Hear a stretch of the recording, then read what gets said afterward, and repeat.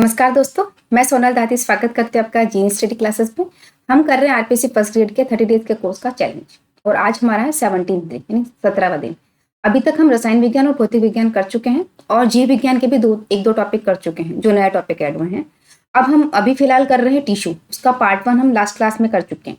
तो हम last class में क्या पढ़ा था कि टिश्यू होते क्या है और उसके दो पार्ट्स होते हैं, पादप उत्तक और जंतु उत्तक।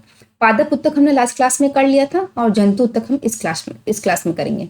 तो देख चलते अपने टॉपिक की तरफ। टिश्यू, मैं आपको याद दिला दूं कि हमने पढ़ा था कि टिश्यू होता क्या, जैसे कोशिका थी इसमें केंद्रक था और एक इस पे क्या था, चारों तरफ कोशिका द्रव्य था, ये है ना। अब ये कोशिका मैंने आपको बताया था कि पादप कोशिका। जंतु कोशिका थोड़ी सी अलग होती है कि इसमें कुछ जैसे माइटोकॉन्ड्रिया है, कुछ कोशिकांग राइबोसोम है, ये पाए जाते हैं, वो अलग होते हैं। क्योंकि आपके कोर्स में पादप कोशिका और जंतु कोशिका में अंतर नहीं है तो उसको आपको इतना करने की जरूरत नहीं है। फिलहाल ध्यान रखिए, कोशिकाएं थी, कोशिकाओं का समूह जो कि विशेष कार्य करता है। क्या करता है? विशेष कार्य। उसको हम क्या कहते हैं? उत्तक। तो बेसिकली उत्तक क्या है? उत्तक तो कोशिकाओं का समूह है। आपको ये जानना पड़ेगा कि उत्तक क्या है। कोशिकाओं के समूह को उत्तक कहते हैं, यानी कुछ पर्टिकुलर कोशिकाएं कोई विशेष कार्य कर रही है, उनको उत्तक कह रहे हैं। तो कुल मिला के उत्तक में पढ़ेंगे क्या? हम कोशिकाएं पढ़ेंगे, कोशिका की संरचना, वो कोशिकाएं जो वंश है जिसको हम उत्तक कह रहे हैं, जो विशेष कार्य करी, वो पाई कहाँ जाती है, यही हम पढ़ रहे हैं अभी। तो अब उसमें हम फिलहाल हम पादपों में पढ़ चुके हैं, अब हम पढ़ रहे हैं जंतु उत्तक। ठीक है, चलिए। तो जंतु उत्तक में 4 उत्तक हैं। तो यानी हमारा शरीर भी जंतु उत्तक में, मानव भी इंक्लूड है और मोस्टली कोर्स में आपके मानव से रिलेटेड ही है। तो हमारे मानव शरीर में क्या है? जंतु उत्तक में 4 उत्तक है, यानी सारी कोशिकाएं शरीर की 4 उत्तकों में विभाजित हैं। पहला कौन सा? देखिए, एपिथेलियल उत्तक यानी एपिथेलियल टिश्यू, कनेक्टिव टिश्यू यानी संयोजी उत्तक, मस्कुलर टिश्यू यानी पेशीय उत्तक और नर्वस टिश्यू यानी तंत्रिका उत्तक। यहाँ तक क्लियर, समझ में आ गया? सबसे कॉम्प्लिकेटेड मुझे लगता है ये एपिथेलियल टिश्यू ही है, बाकी सब इजी है। अब एपिथेलियल टिश्यू हम देखते हैं क्या होता है। एपिथेलियल टिश्यू देखिए, हमारा जो शरीर में त्वचा है ना, पूरी त्वचा के नीचे ये टिश्यू पाया जाता है, एपिथेलियल टिश्यू। तो अब आपको समझ में आ रहा होगा कि ये एक तरह से बाह्य अंग है त्वचा अपना, तो इसके नीचे पाया जाता है। तो ये क्या करता है? शरीर को ढकने और बाह्य रक्षा प्रदान करने में सहायता है, उसी को एपिथेलियल टिश्यू कहते हैं। तो अपनी बॉडी में सबसे ज्यादा एपिथेलियल टिश्यू। उसके बाद ये क्या करता है? अपने नॉट ओनली बाह्य अंग, जैसे त्वचा बाह्य अंग, अपने शरीर के भीतर जो आंतरिक अंग होते हैं ना, उनको भी कवर करता है। कुल मिला के कवरिंग उत्तक है, कवरिंग टिश्यू है ये ना, कवर करता है ये। तो आंतरिक उत्तक है, जैसे आमाशय है, ठीक है, उसके पास ही कोई अग्नाशय है, तो वो उत्तक उसको क्या करेगा? कवर कर रहा है। कवर करने से क्या होगा कि एक दूसरे से सेपरेट रहेंगे और अपना अपना कार्य करेंगे। तो ये क्या कर रहा है कि ये विभिन्न शारीरिक तंत्रों को एक दूसरे से अलग रखने के लिए अवरोध का भी निर्माण करते हैं ना, ये साइड अलग भी करते हैं। अब एक और चीज, क्योंकि ये अपनी स्किन के जस्ट नीचे है, तो स्किन से हम क्या करते हैं? स्वेटिंग होती, पसीना आता हमको, तो स्किन गैसों का या द्रव का, पदार्थों का आदान प्रदान कर सकती है।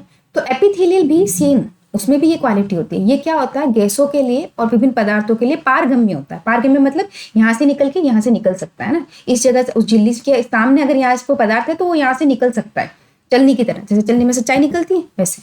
ठीक है, अब इसमें इंपॉर्टेंट ये सटी हुई है, इसके बीच स्थान कमी इंपॉर्टेंट नहीं है, इंपॉर्टेंट ये है। देखिए, ये पारगम्य होता है किसके लिए? वातावरण और शरीर के विभिन्न अंगों के बीच पदार्थों के आदान प्रदान के लिए पारगम्य होता है। कौन सी चीज है कि स्किन के नीचे है तो पारगम्य होगा। समझ में आ गया आपको पारगम्य क्या होता है?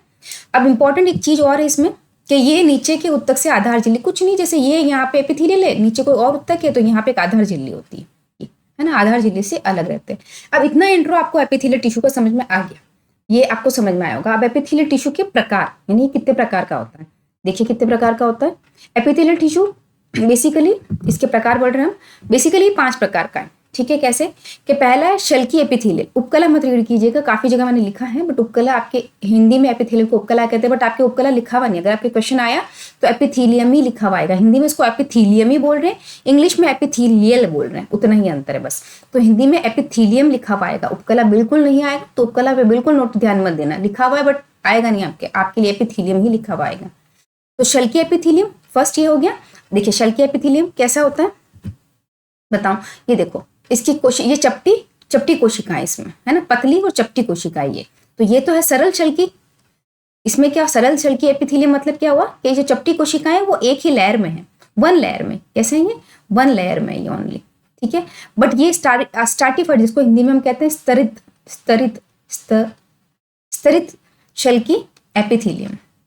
ये जो कोशिकाएं हैं वो खूब सारी परतों में है, ये देखो है ना, ये परतों में। तो शल्की एपिथेलियम 2 थी, एक तो सरल एक स्तरित।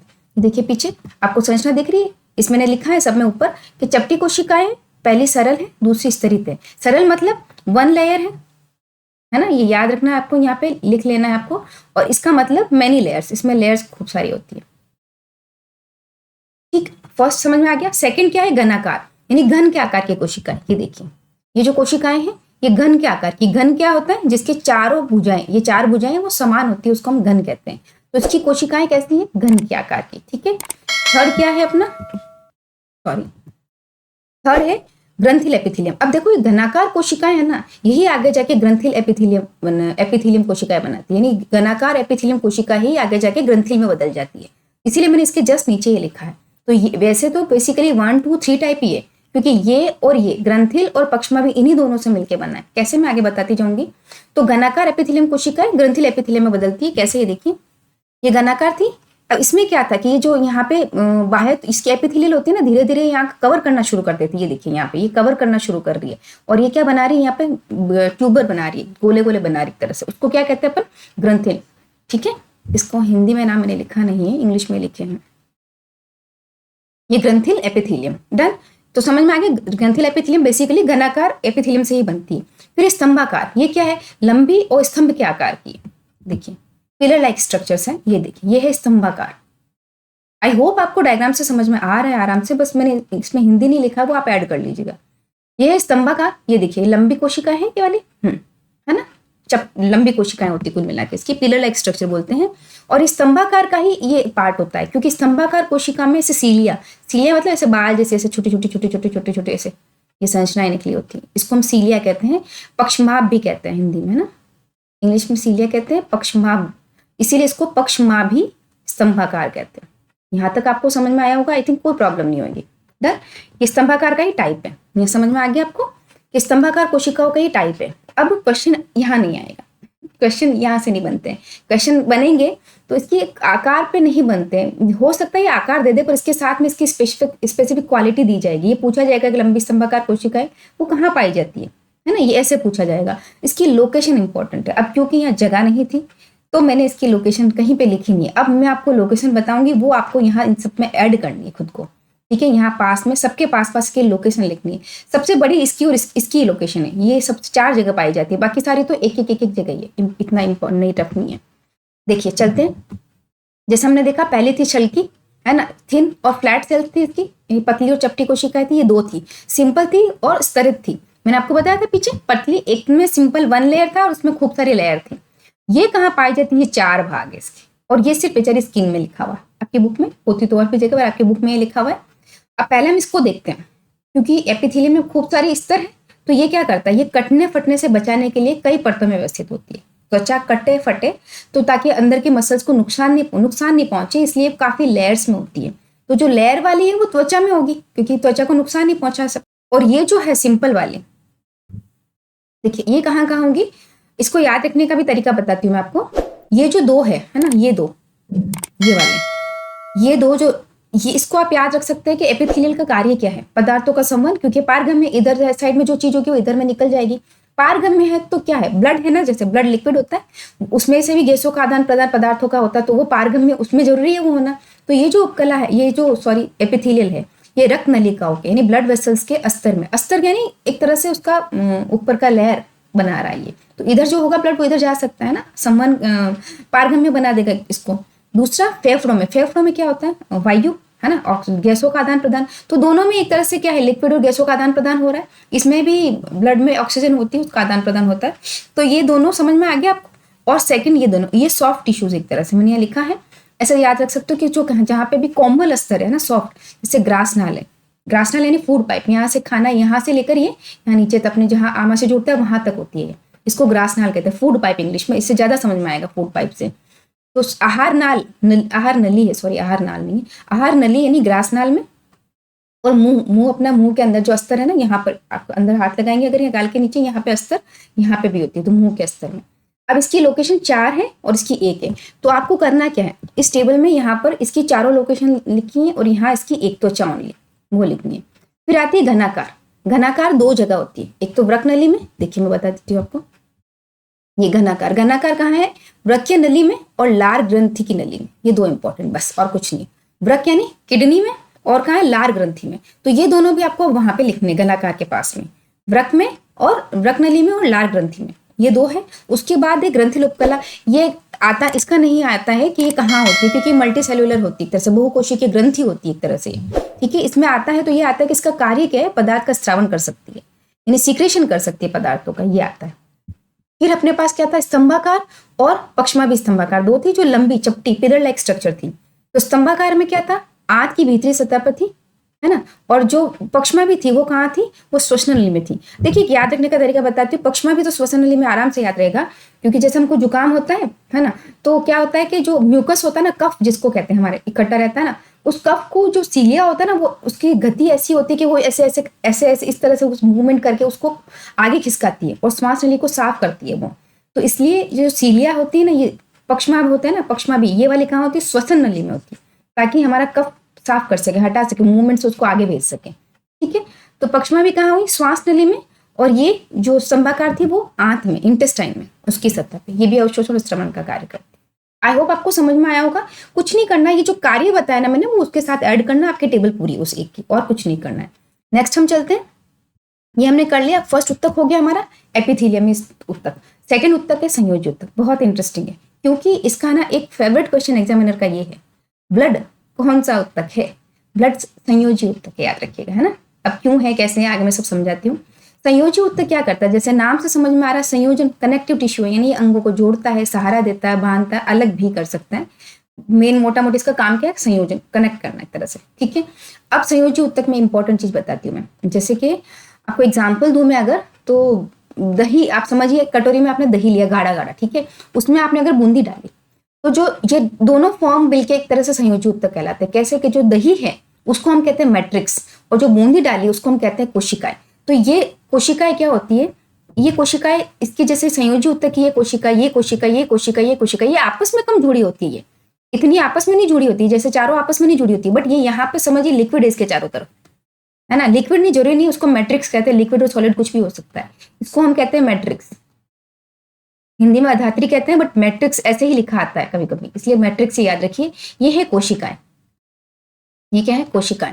तो संयोजी उत्तक की मेन संरचना क्या है कि इसकी जो कोशिकाएं है वो मैट्रिक्स में रहती है, ऐसे इसकी संयोजी उत्तक की कोशिकाएं आपस में कम जुड़ी होती है, और किसमें धसी होती है, मैट्रिक्स में, ठीक है। आप मैट्रिक्स ही याद रखिए, अधात्री हो सकता है मैट्रिक्स ऐसे लिखा हुआ आ जाए, तो दो नाम याद करने से बेटर है मैट्रिक्स याद कीजिए हिंदी में। तो अब आप एग्जाम्पल समझिए, जैसे कटोरी में दही हो अगर, तो दही क्या है, मैट्रिक्स है, और उसमें बूंदी डाले, वो हार्ड है ना एक तरह से, वो क्या है, कोशिकाएं हैं। तो ये होता ये दोनों फॉर्म करके मिलके एक तरह से क्या बनाती है, संयोजी उत्तक का निर्माण कर रही है। समझ में आ गया आपको, ये संयोजी उत्तक होता है। अब इसमें ये बेसिकली इसके प्रकार देखते हैं हम। देखिए अब आपको ये दिख रहा होगा, सिंपल फिलहाल आपको यही देखना है जहां मैं पॉइंट कर रही हूँ। संयोजी उत्तक है, संयोजी उत्तक है, संयोजी उत्तक क्या है, ये देखिए मैट्रिक्स प्लस सेल्स, ये मिलकर संयोजी उत्तक बनाते हैं। ये हमने देख लिया है कि एक अधात्री में कोशिकाएं होती है, कोशिकाएं आपस में कम जुड़ी होती है, मैट्रिक्स में रहती है। इसका फर्स्ट एग्जाम, इसका टाइप है रक्त। देखिए फर्स्ट टाइप हम क्या ले रहे हैं, इसका रक्त। रक्त में क्या है, आई होप आपको अच्छे से नजर आ रहा होगा ये रक्त का, मैं और बड़ जूम कर देती हूँ थोड़ा, ठीक है, यहाँ तक देखो रक्त है फर्स्ट, जो मैं बता रही हूँ उसी को मैं समझाते जाऊंगी, फिर इसको इधर साइड में करते जाऊंगी। ब्लड है, ब्लड में देखिए क्या है, मैट्रिक्स मैंने आपको बताया, और मैट्रिक्स में क्या है, कोशिका है। अब ब्लड में क्या, जो मैट्रिक्स होता है वो लिक्विड फॉर्म में होता है, किसमें, द्रव अवस्था में होता है ना, उसको हम प्लाज्मा कहते हैं, याद रहेगा। और कोशिकाएं जो होती है वो 3 प्रकार की होती है, आरबीसी, डब्ल्यूबीसी और प्लेटलेट्स। जैसे मैंने आपको बताया कि यहाँ पे ये मैट्रिक्स है और इसमें कुछ कोशिकाएं हैं, उन कोशिकाओं के नाम है। तो ये कोशिकाएं कितने प्रकार की, रक्त में 3 प्रकार की, आरबीसी, डब्ल्यूबीसी और प्लेटलेट्स, ठीक। और जो इसमें अंदर जो है ना ये लिक्विड मैट्रिक्स, वो कौन सा है, प्लाज्मा, उसको हम कहते हैं प्लाज्मा। तो हालांकि आने को क्वेश्चन बहुत इजी भी आ सकता है कि रक्त कौन सा उत्तक है, रक्त ये संयोजी उत्तक है ना, कनेक्टिव टिश्यू है, बट हो सकता है ये भी अब क्योंकि पेपर आजकल आरपीएससी टफ बना रही है और ये एनसीईआरटी में एज इट इज दिया हुआ है, तो क्वेश्चन आराम से उठ सकते हैं कि इसमें मैट्रिक्स कौन सा है, कोशिकाएं कौन सी है ना। तो ये आपको पता करना पड़ेगा, एक बार पढ़ेंगे तो आपको याद हो जाएंगे। और ब्लड तो मुझे लगता है इंटरेस्टिंग टॉपिक है, आपके ब्लड आपको स्ट्रक्चर भी पता चलेगी। तो ब्लड में क्या था, मैट्रिक्स थी, कोशिकाएं थी। अब प्लाज्मा था, और आरबीसी। अब आप वैसे तो आप लोग जो ब्लड रिपोर्ट देखते होंगे तो देखते होंगे डब्ल्यूबीसी कितनी है, आरबीसी कितनी है, प्लेटलेट्स कितने हैं। जैसे डेंगू होता है तो प्लेटलेट्स ऊपर नीचे होती थी, वही है, इजी है याद रखना। तो अब प्लाज्मा में क्या क्या होता है, प्रोटीन होता है, नमक होता है, हार्मोन होता है। इट्स नॉट वेरी इंपॉर्टेंट क्या आएगा, ये इंपॉर्टेंट है कि प्लाज्मा में लिक्विड होता है, प्रोटीन इंपॉर्टेंट है, काफी ज्यादा होता है उसमें, प्रोटीन, नमक और हार्मोन होता है। और कोशिकाएं डब्ल्यूबीसी, आरबीसी, प्लेटलेट्स, ये करती क्या है, गैसों और पदार्थों का संवहन करती है। ठीक है, यहाँ तक समझ में आ गया। गैसों पदार्थों का संवहन होता है क्योंकि रक्त में क्या होता है, ऑक्सीजन जुड़ी हुई होती है, तो ऑक्सीजन एक जगह से दूसरी जगह जाएगी तो गैसों का संवहन हो गया। यहां तक आपको समझ में आ गया। आई होप कि संयोजी ऊतक यानी रक्त का स्ट्रक्चर ये आपको पता होना चाहिए क्या क्या है। ये जितना भी था मैंने निचोड़ इसमें लिख लिया है, इससे आगे कुछ नहीं है। सेकंड हम आते हैं अस्थि। ये है सेकंड हमारा, है ना। अस्थि यानी बोन, आपको पता ही है बोन हड्डियां अपनी एक तरह से उन्हीं को कहते हैं। ये हड्डी भी कौन सा ऊतक है, संयोजी ऊतक। अब आपको लग रहा होगा कि सिंपल जो ब्लड और हड्डी हम पता हमारे शरीर में, ऊतक कौन सा हमको ये नहीं पता। रक्त कौन सा ऊतक था, संयोजी ऊतक। हड्डी कौन सा है, बोन, संयोजी ऊतक है। अब इसमें भी मैट्रिक्स है और कोशिका है, बट ये है कि उसमें मैट्रिक्स था वो लिक्विड था, ब्लड में, ब्लड लिक्विड में ही होता है। जबकि ये जो था ना यहाँ पर अस्थि में, ये कठोर होता है, लिक्विड नहीं होता, हार्ड होता है। किससे बना होता है, कैल्शियम और फास्फोरस से मिलकर बना होता है। अब आपको पता होगा हड्डियों को अगर मजबूत बनाना है तो कैल्शियम और फास्फोरस हमको ज्यादा लेना चाहिए, इसीलिए क्योंकि ये मैट्रिक्स जो होता है वो इससे बना होता है। ये अगर कम हो जाएगा तो हड्डियां कमजोर हो जाती है। और इसमें कोशिकाएं होती है, उसको हम ऑस्टियोसाइट्स कहते हैं। इसका नाम वैसे इंपॉर्टेंट नहीं है ना, बुक में लिखा हुआ आपके आना चाहिए, पर इन कोशिकाओं का नाम मैंने लिखा है कि इसको, इन कोशिकाओं को ऑस्टियोसाइट्स कहते हैं। अब ये मजबूत भी होती है, कठोर भी होती है, आपको पता है। बस इतनी सी चीज है, कुछ ज्यादा याद करने वाला नहीं, और है आपकी ह्यूमन बॉडी का, ये तो आपको आराम से याद हो जाएगा। ठीक है, मैट्रिक्स था, कोशिकाएं थी, इसमें दोनों ही हार्ड है। जबकि रुधिर में क्या था, ब्लड में सिर्फ प्लाज्मा लिक्विड था। आरबीसी, ये कोशिका सब जगह ठोस है, याद रखना चाहिए। मैंने एग्जाम्पल भी आपको इसीलिए बूंदी का दिया है कि बूंदी कोशिकाएं हर जगह ठोस ही है, बट ये जो प्लाज्मा मैट्रिक्स होता है ना, वो कहीं लिक्विड कहीं ठोस ऐसा हो सकता है। देन थर्ड हम चलते हैं, ये थर्ड है स्नायु। स्नायु को इंग्लिश में कहते हैं लिगामेंट। लिगामेंट काम क्या करता है कि दो बोन्स को जोड़ता है, वो लिगामेंट होता है। अगर आपने, मैं कैसे बताऊं, दो बोन के बीच में हड्डियां लेके आप एक ऐसे इलास्टिक लगा दीजिए, सिंपल इलास्टिक, जैसे आप मोड़ेंगे तो इलास्टिक मोड़ेगा ना। अगर इस दो हड्डियां आई है ना, यहाँ इसके बीच में दोनों को मैंने यहाँ इलास्टिक से जोड़ दो, अगर यहाँ पे यहाँ से तो जैसे यूं मुड़ेगी तो इलास्टिक ने मुड़ने की कैपेसिटी है ना, लचीलापन होता है। सेम ये इसमें है, ये मजबूत होता है बट ये लचीला होता है। ये देखिए लिगामेंट, ये मजबूत होता है बट ये लचीला होता है ना। कहाँ होते हैं ये दो बोन्स को आपस में जोड़ने का कार्य करते हैं स्नायु। लिगामेंट क्या करते हैं, बोन प्लस बोन, ये देखिए इसलिए मैंने लिखा है ये दो बोन्स को जोड़ता है। ठीक है, इसमें जो मैट्रिक्स होता है बहुत कम होता है, कोशिकाएं ज्यादा होती है, बहुत कम अमाउंट होता है मैट्रिक्स का इसमें लिगामेंट में, यानी स्नायु में। लिगामेंट बोन और बोन को जोड़ने का कार्य करती है। आई होप यहाँ तक समझ में आ गया। फर्स्ट हमने रुधिर पढ़ा था, सेकंड हमने क्या पढ़ा था, ये बोन, और थर्ड हमने पढ़ा लिगामेंट, जो दो बोन्स को जोड़ने का काम कर रहा है।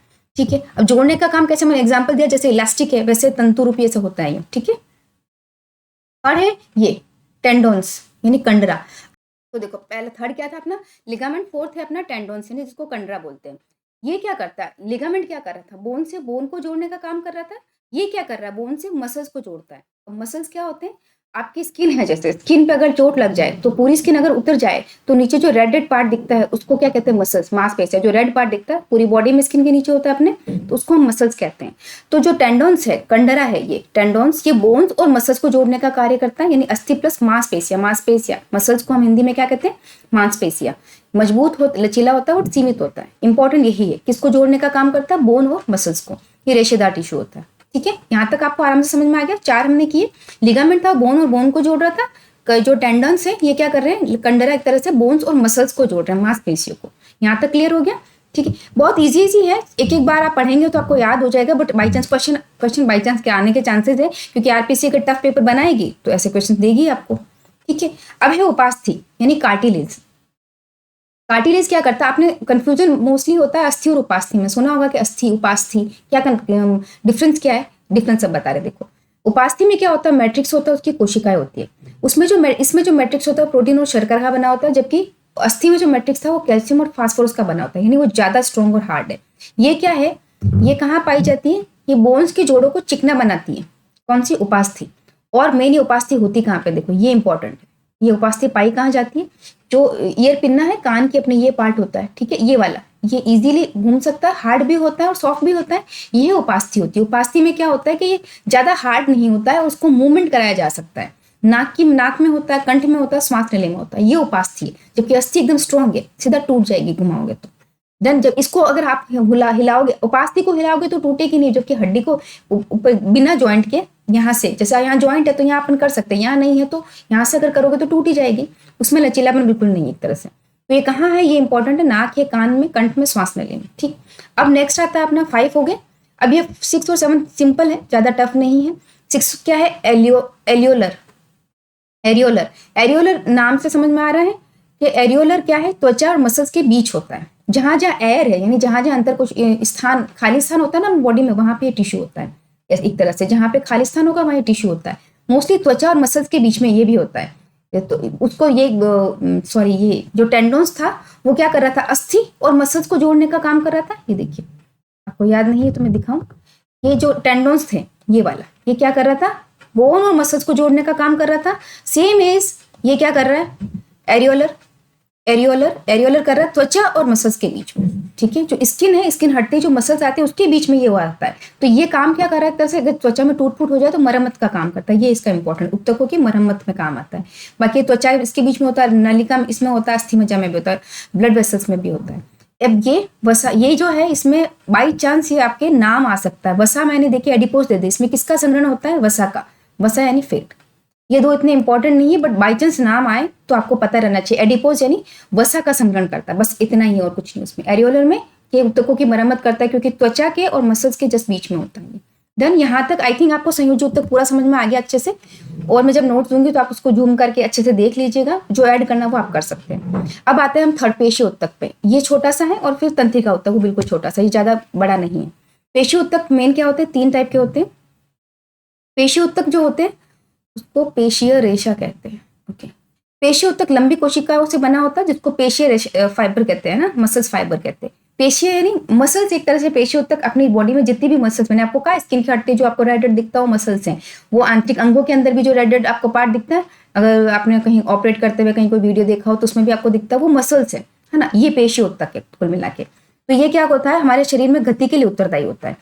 ठीक है, क्यों, क्योंकि इसमें संकुचनशील प्रोटीन होते हैं जो संकुचन और प्रसार की गति रखते हैं। तो अब गति से रिलेटेड कोई भी क्वेश्चन आ जाए तो पेशी ऊतक होगा। ठीक है, गति से रिलेटेड कोई भी क्वेश्चन आए कि गति के लिए कौन उत्तरदायी है, संकुचन और प्रसार की गति में कौन सहायक है, तो पेशी ऊतक है। देन अब इस हमारे शरीर में 3 प्रकार के पेशी ऊतक है। ये देखिए, ये इसका स्ट्रक्चर दिया हुआ है। ये कौन सी है, ये है रेखित पेशी,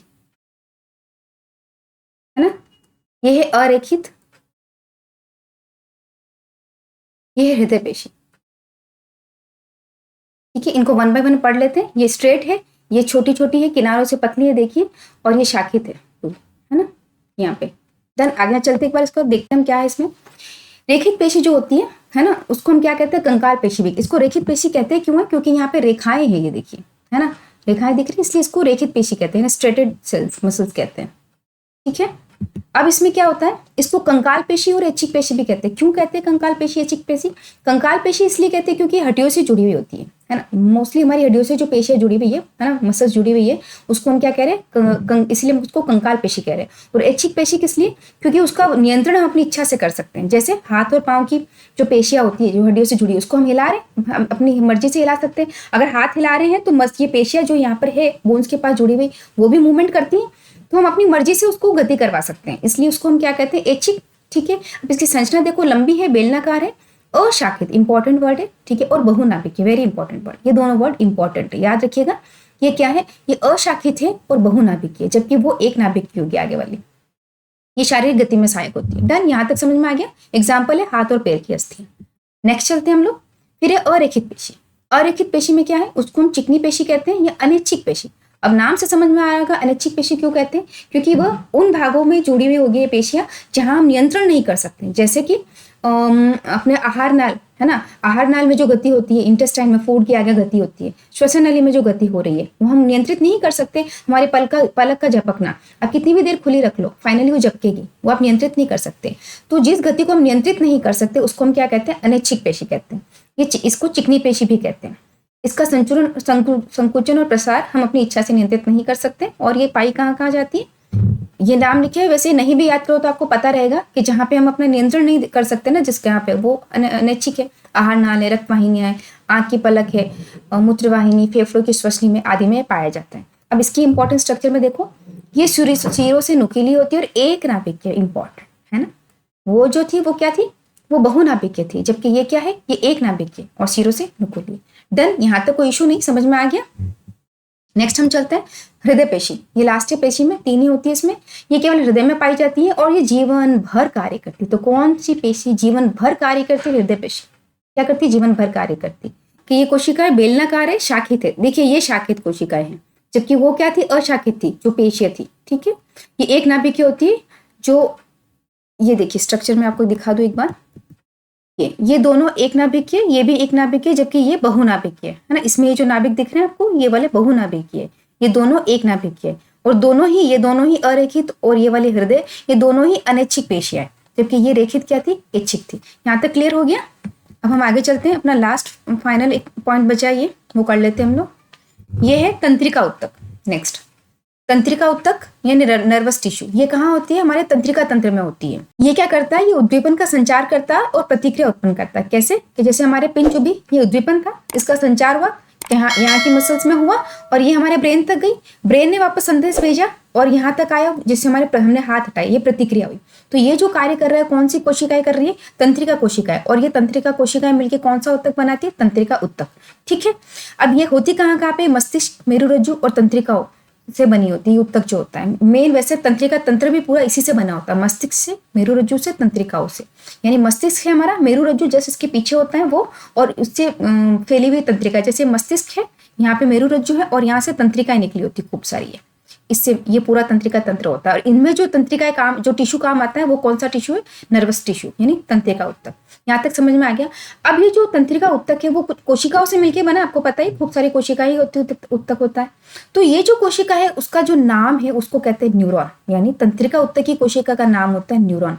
ये शरीर की सबसे लंबी कोशिका होती है, वेरी इंपॉर्टेंट, सबसे लंबी कोशिका है न्यूरॉन।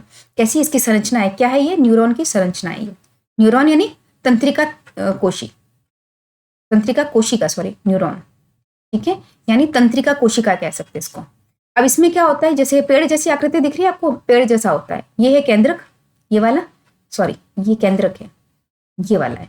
और इसके यहाँ पे जो द्रव्य है, ये है कोशिका द्रव्य, है ना। एक बार मैं वापस से क्लीन करके दिखाती हूँ आपको। ये तो था केंद्रक, ठीक है। ये जो था यहाँ पर, ये है कोशिका द्रव्य, यानी साइटोप्लाज्म कहते हैं इंग्लिश में। और यहाँ पर ये दिख रहा है आपको ब्रांचेस ऐसी, इसको हम कहते हैं डेंड्रॉइड्स। क्या कहते हैं हम? डेंड्रॉइड्स। इंग्लिश में भी ऐसे, ये हिंदी में भी ऐसे कैसे आपके बुक में लिखा हुआ है। और ये जो लंबा भाग दिख रहा है आपको इसको हम कहते हैं एक्सोन। ठीक है, अब इसकी और डिटेल में हम आगे स्टडी करेंगे नेक्स्ट चैप्टर में जो आपका है। फिलहाल इतना यहाँ पे बहुत है। जैसे शरीर की सबसे लंबी कोशिका कौन सी होती है? तंत्रिका कोशिका। इसका कार्य क्या है? उद्दीपन के प्रति प्रतिक्रिया करना है, तंत्रिका उत्तक का कार्य। यहाँ तक समझ में आ गया? वेरी सिंपल है। तो हमारा टॉपिक यहीं खत्म होता है। आई नो ये बहुत टफ है थोड़ा सा, मैंने जैसे आपको कहा कि पूरी बायोलॉजी का सबसे टफ टॉपिक जो अगर है तो उत्तक टिश्यू ही है, उसके बाद नहीं। ये टॉपिक अगर आप थोड़ा सा ढंग से करेंगे तो टफ से टफ क्वेश्चन भी अगर आरपीसी बनाना चाहे तो वो भी आप कर पाएंगे। इससे ज़्यादा बाहर कुछ नहीं आएगा, ये कन्फर्म है। ये पूरा का पूरा मटेरियल आपके पास प्रॉपर है और बहुत ईजी तरीके से मैंने इसको असेंबल किया है। तो आप उसको मेरे हिसाब से, जो मैंने आपको कहा, एक एक टिश्यू का जो नाम बताया हमने, 4 टिश्यू हमारे में होते हैं, सबका एक एक पेपर बना लीजिए और कुछ नहीं। उन पेपर्स पे आप लिख दीजिए अपने हिसाब से, बस 20 मिनट का काम है, पूरा टॉपिक हो जाएगा आपके। घबराइए मत, बैठ के करेंगे तो आराम से हो जाएगा। ठीक है, आज के लिए बस इतना ही। अपनी अगली क्लास करेंगे जिसमें हम संतुलन और समन्वय करेंगे। और वीडियो को लाइक करें, चैनल को सब्सक्राइब करें और ज़्यादा से ज़्यादा शेयर करें ताकि ये पूरा कोर्स सबको मिले और प्रॉफिट मिले आपके फ्रेंड्स को भी। ठीक है, मिलते हैं अगली क्लास में, तब तक के लिए धन्यवाद, थैंक यू।